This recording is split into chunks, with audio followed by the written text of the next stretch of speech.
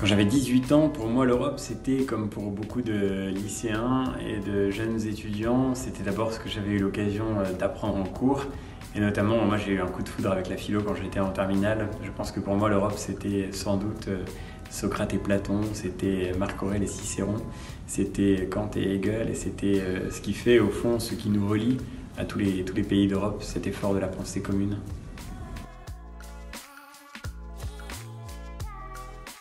Bien sûr, je pourrais vous parler de généraliser Erasmus, je pourrais vous parler du 1% culture pour transmettre notre héritage, notre patrimoine, faire vivre notre culture en Europe, mais au fond, je crois que le plus important, c'est le sens de la transmission aussi de cet environnement qui préoccupe tant de jeunes. Légitimement, il faut préparer notre avenir. Et préparer notre avenir, ça veut dire mettre en place une barrière écologique pour rééquilibrer la mondialisation, pour pouvoir demain avoir des emplois et aussi un environnement retrouvé, rééquilibré. L'Europe de 2040, elle peut très bien être au cœur d'une crise dont elle aura du mal à sortir.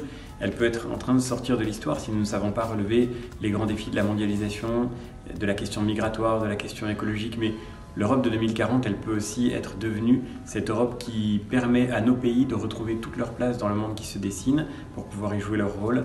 Une Europe qui protège nos entreprises, nos emplois, qui nous permet de rayonner durablement dans le monde et dans l'histoire. Une Europe qui s'est retrouvée comme une civilisation magnifique qui peut offrir par nos racines la sève dont nous avons besoin pour construire notre avenir.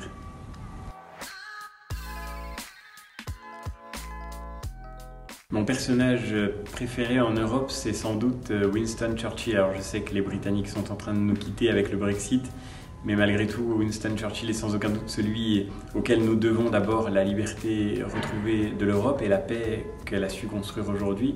Et puis Churchill, c'est aussi celui qui nous donne la plus belle leçon de politique et qui nous montre qu'au milieu du plus grand des dangers, rien n'est jamais définitivement perdu.